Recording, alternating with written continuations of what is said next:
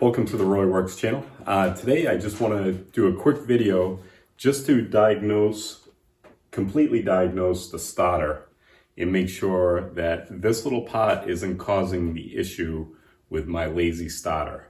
I've already changed or added a grounding line to the frame, and I'm going to connect a positive line, this positive line directly to the starter. And by recommendation by one of the comments, I'm going to engage the starter by connecting the ground.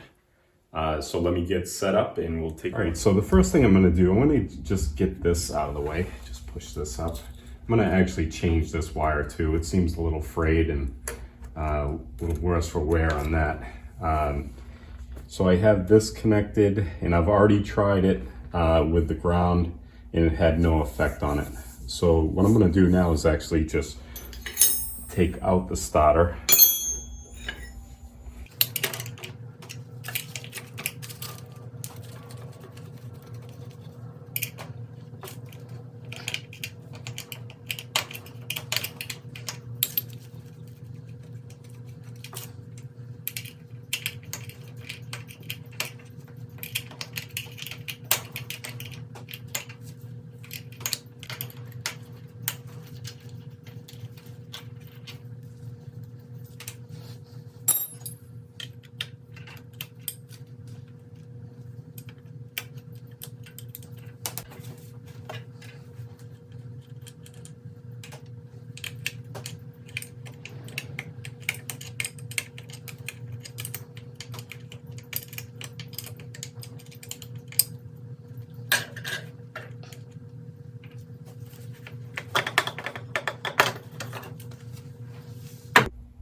All right, so I'm gonna use this old socket, kind of a cheap socket here.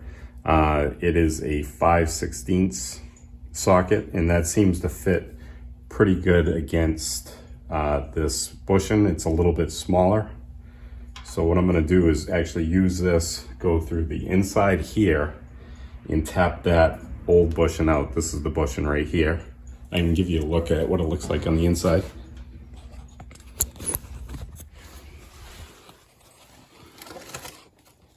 I don't know if you can see that. That's right in there. So we want to tap that through and get it to come out of here.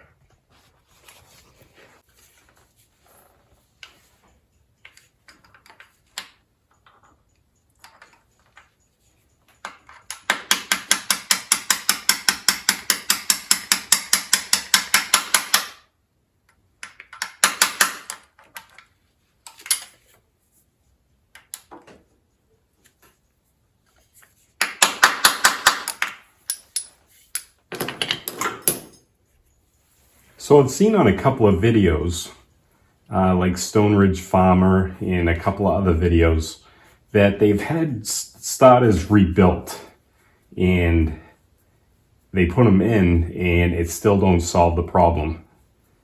And I've heard that this can be an issue sometimes, this bushing. Although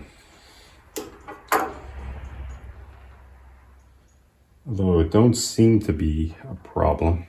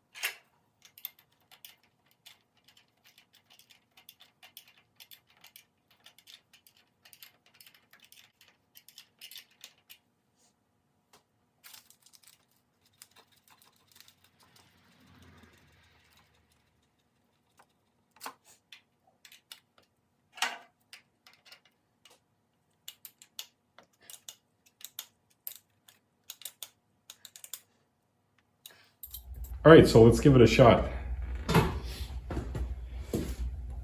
I made sure it's in neutral, just so it won't run me over.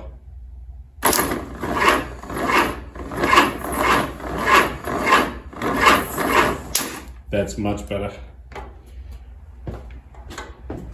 All right, so now I'm not sure if this cable, I know this ground didn't make a difference because I already tried it with the jumper cables, which I can hear people unsubscribing to me just because I said that, but I don't know if, I know it's not this because I tried it with the jumper cables and it's still cranked over slow.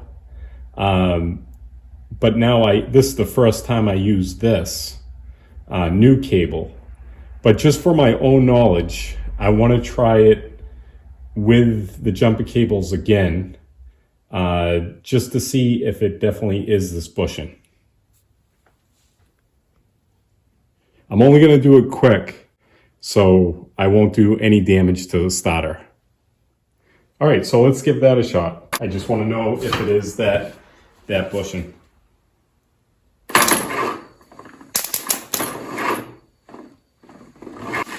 All right, so it's definitely the cable. I'm not upset that I changed the bushing. I think that's a good thing to do anyway.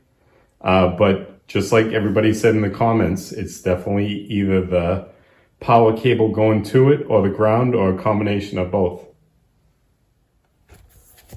All right, guys. Well, thanks for hanging out with me today. I figured I'd do this quick video before we start really getting into the brakes. I really appreciate all the input.